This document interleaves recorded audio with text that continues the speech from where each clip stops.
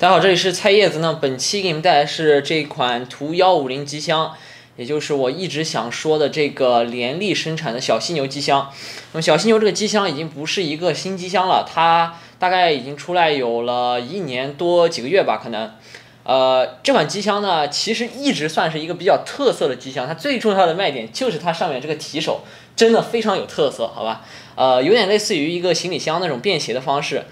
设计。但是这款机箱呢，虽然它作为一款 ITX 机箱，我个人认为算是非常有竞争力的，而且价格也不算特别的贵，好像在加拿大应该只卖到了150刀不到吧，然后在国内的话是稍微偏贵一点，应该是得有500多人民币。这款机箱呢，它肯定不是最小的 ITX， 但也不是最大的 ITX。它最让人诟病的地方呢，一直就是我说到的那个，它上面的铝板这些地方都太锋利了，几乎你每装一次这个机箱都很难避免你的手被划伤的这种厄运。所以这款机箱呢，具体我们要看一下这款机箱它到底有些什么特色，然后它的散热，还有它的在其他的 ITX 机箱中它最有竞争力的地方在哪里。好的，那么本期给你们介绍一下这个联力的图150。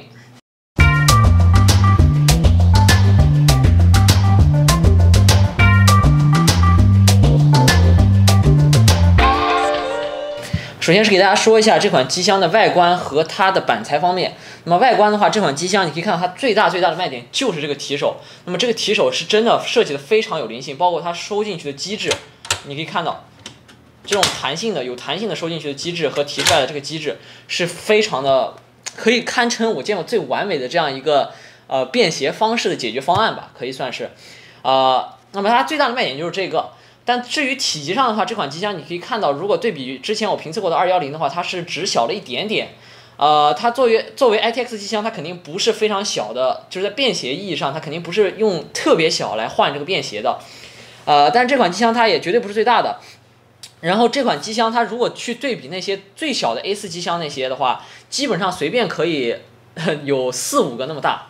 大概对比的概念你就这样子可以理解。然后呢，这款机箱它外部使用的材质，就是外部你看到银色这一部分使用的都是铝合金的材质，铝合金的材质，绝对够耐腐蚀，所以这款机箱真的非常适合跟着你到处乱跑这种情况出现。里面的话你可以看到它使用的是 SPCC， 然后裹了黑色的漆。SPCC 的话是大概0.8到1毫米厚，具体哪些地方0.8，哪些地方1.0的话，你可以看到联力的官网应该有写。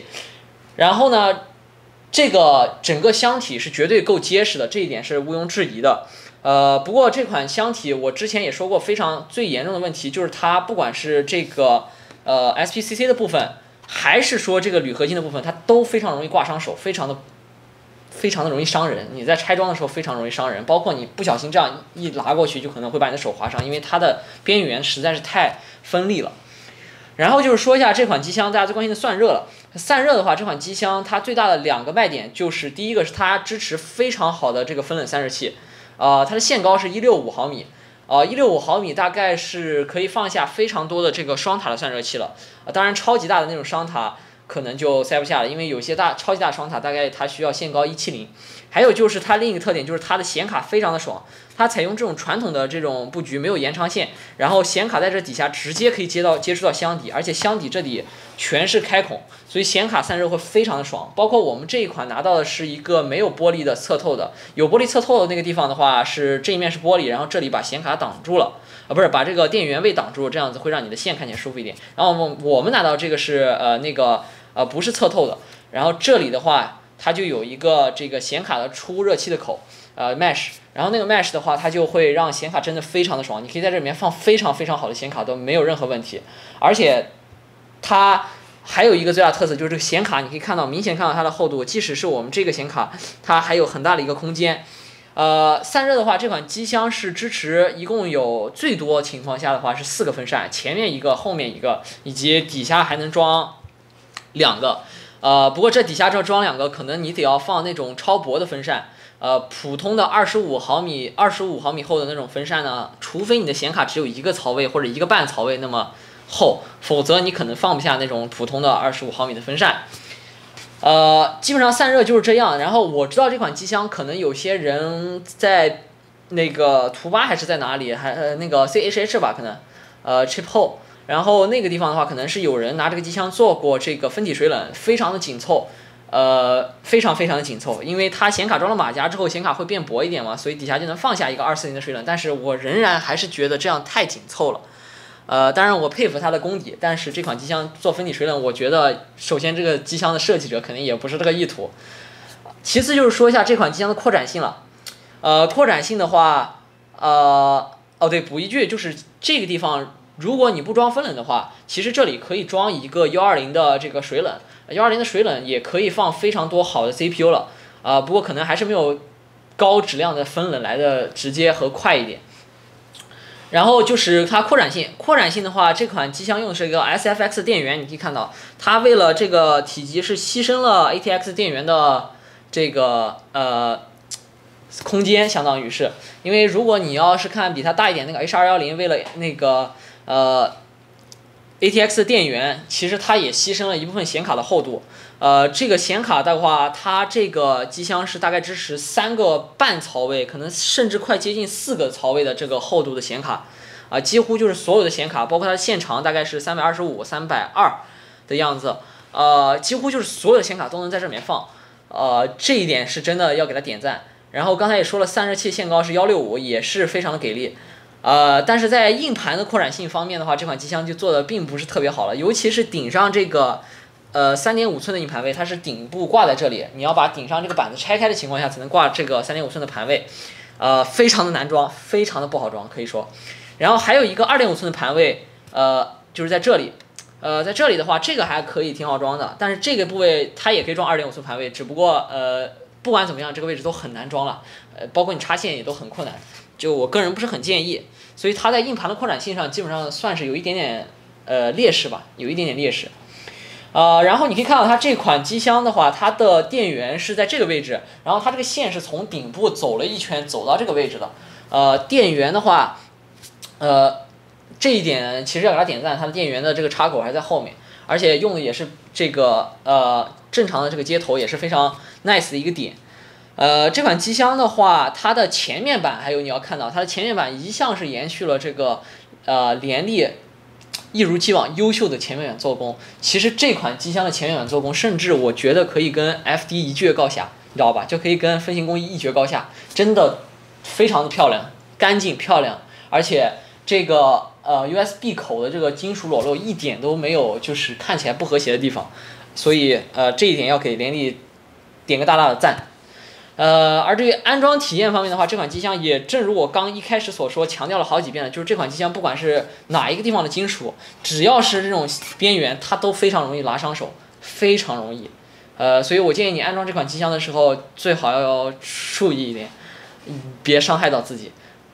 即使包括那几个侧板也都非常的锋利了。所以我不建议经常对它进行拆装，否则你会遍体鳞伤。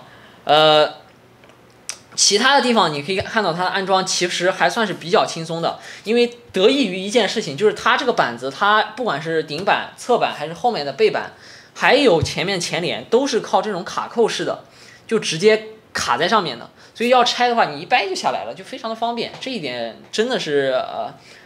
非常方便，可以说我很少见到有这种设计的机箱。当然现在磁吸也是一种，不过我还是觉得这种比起磁吸的话更可靠的同时，而且它更容易打开一点，更容易访问一点，英文就是 easy to access， 相当于是。那么这款机箱总的而言，这款机箱适合哪些人呢？其实它就是适合那些需要很好的显卡或者是很好的 CPU 的，但是又同时要求便携性的，不管你是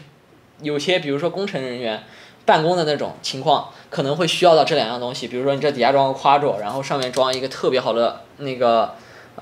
什么10900K 那种 CPU 啊，反正它的散热器和显卡都绝对够爽在散热上。所以这款机箱其实适合非常高性能的选择。对比起来那些 A4 的机箱的话，它相当于在用一个稍微大一点的空间，或者说稍微大一些的空间，来换取你一个更好的硬件的这个选择。同时它为了补齐作为一个 ITX 这个便携性的这样它本身具有的一个大的体积而导致的一个短板，它就提供了这样一个把手，是真的小犀牛这一点，这个把手真的是绝无仅有，你知道吧？就很难拿别的东西来跟它比较，因为像那种4A 本身是因为特别小，所以能够做到直接放在包里，但是对于这种高性能的主机，你毫无疑问还是要一个更大的机箱的。所以便携的解决方案，这个提手，不管是它的便携性还是那个什么，都绝对让它是一个点睛之笔。而且提起来可以说这个提起来的手感，不算累，很舒服。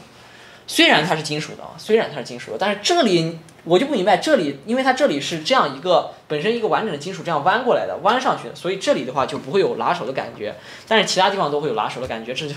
反正希望如果联力还想要继续生产这款机箱，希望它能把这一个边缘的这个抛光能够安排一下，好吧，稍微安排一下。基本上这款机箱就是适合刚才说的那种需要高性能的办公和学习的人员，或者你在宿舍里用也是不错的一个选择，我个人觉得。那么基本上这款机箱就是这样。然后我自己的话也是有这么一款这个小犀牛，它的售价的话大概是500多，真的对比联力其他机箱来说，我觉得稍微有一点贵了，但是毕竟是铝合金的，就是对于它的材质来讲，对于它整体的设计来讲，500块钱是值的。但是对于 ITX 所面向的主流受众的话，可能这个价格还是稍微贵了一点。如果能够降到300或者就是350往上到450这个区间的话，可能就会非常甜品的一个机箱了。基本上就这样。那么我是菜叶子，如果你对这款机箱有其他的疑问，或者是你喜欢这款机箱或者不喜欢这款机箱的点，你都可以在评论区留言。如果你有什么其他的，我这个视频没有解答你的疑惑，你可以也在评论区问我，或者是私信我都可以。然后下2期的话，我是会带来几个非常适合这个宿舍或者是超级便携直接装背包里的那种超小的 A4 机箱。然后我这几次是带来了几个那个Metafish 也就是酷鱼的机箱。酷鱼真的是他们的机箱确实是实话实说，他们的机箱在做工上配件上包括价格上是非常对得起，就很算是比较良心的选择了。那么我们下期的话就要带来那几款机箱，然后记得关注我的频道，注意我的动态。那么基本上本期视频就是这样我是菜叶子，记得关注我，拜拜。